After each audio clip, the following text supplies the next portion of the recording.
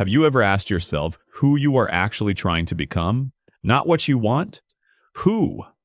Behind every goal you chase, there is an image, a version of you that finally feels acceptable. You have been measuring your life against that image for years, and it keeps moving further away.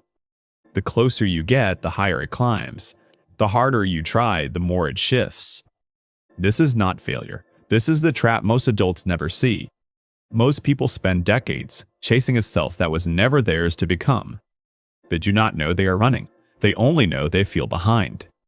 Behind on success, behind on healing, behind on the version of themselves they should already be. But who designed that version? Who built the blueprint you're trying to match? If you sit with that question honestly, something uncomfortable starts to surface. The image you're chasing was not chosen by you. It was inherited. It came from parents, culture, school, religion, and every voice that ever told you who to be. You absorbed the blueprint before you had the language to question it. And now you are exhausted, trying to become someone who was never real. This is why perfection feels both close and impossible at once. Carl Jung noticed this pattern in nearly every patient who walked into his office. They were not broken. They were trying to live as someone they had never met. He called this the persona, the mask built to survive the world. The persona is not evil. It helped you belong and helped you function. But somewhere along the way, you mistook the mask for your face. And the deeper self underneath, the one Jung called the self, went silent. So now ask yourself again, who am I actually trying to become?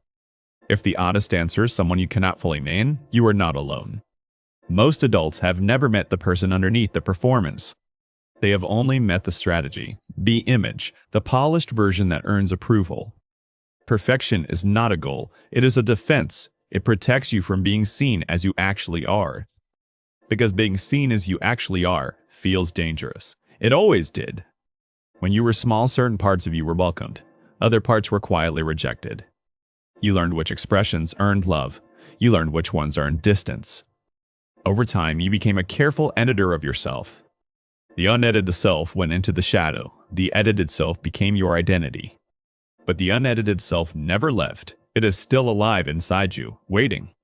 And this is where Jung introduced one of the most important ideas in modern psychology. He called the lifelong journey back to your full self individuation. Individuation is not self-improvement. It is something far stranger and far more honest. It is the slow process of meeting every part of yourself you were taught to hide. Not fixing them, not optimizing them, meeting them.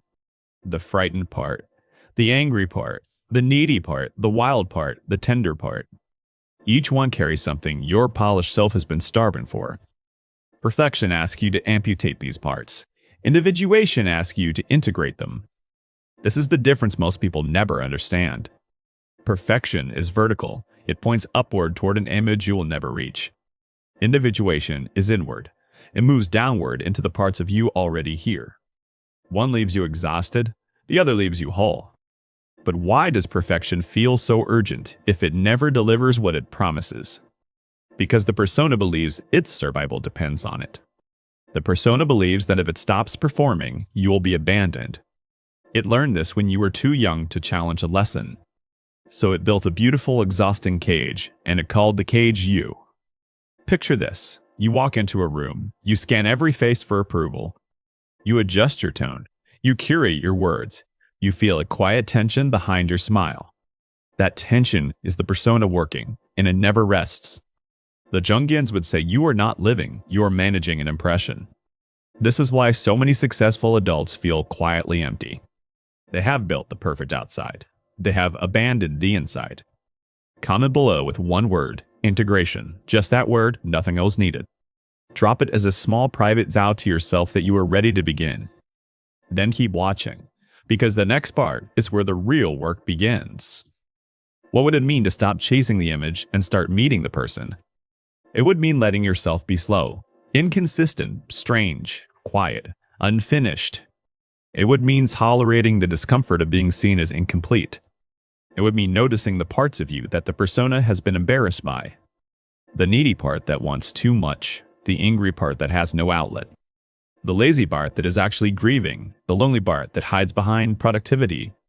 These are not flaws to fix. They are messengers Jung said you must learn to receive.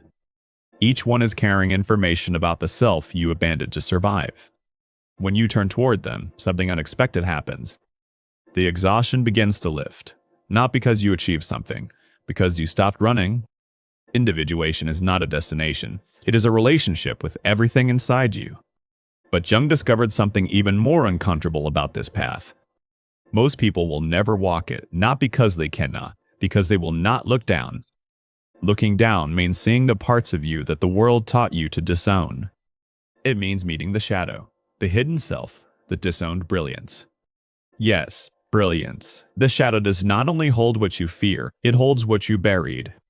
Your boldness, your softness, your hunger, your truth, your strangeness.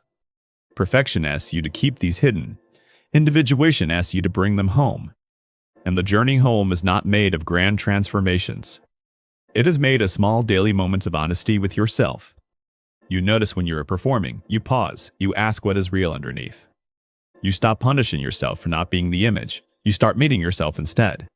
Slowly, the chase loosens, the urgency softens, the exhaustion thins. You begin to feel something you have not felt in years, stillness inside your own life. Stay with me here, because this is the practice that changes everything.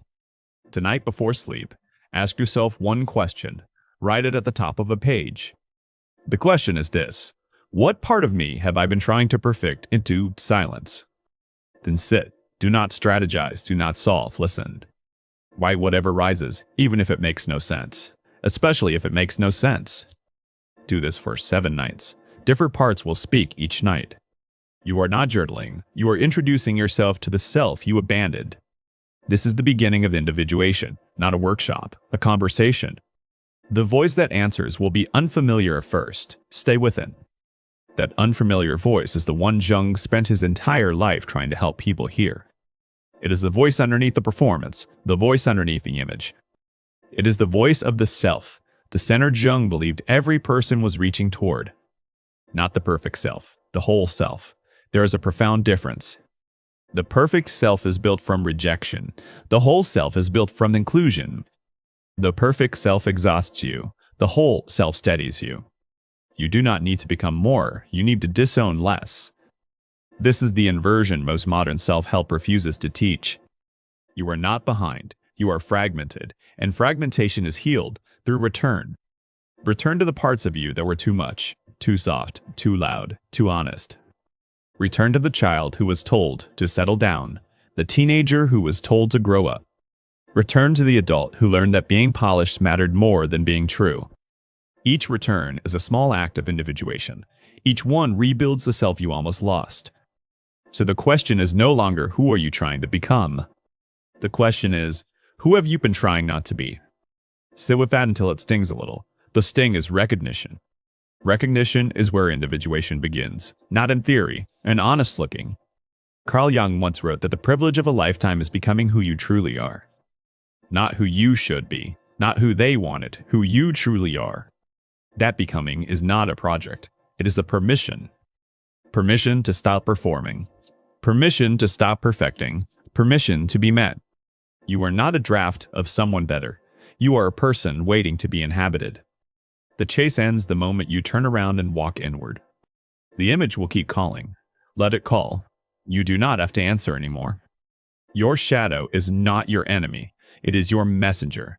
It carries the gold you have been searching for in the world. The work is to listen. Subscribe to the Archetype Code and walk this path with us, one part of yourself at a time. Until the next video, stop chasing the version that was never yours. Start meeting the one that always was.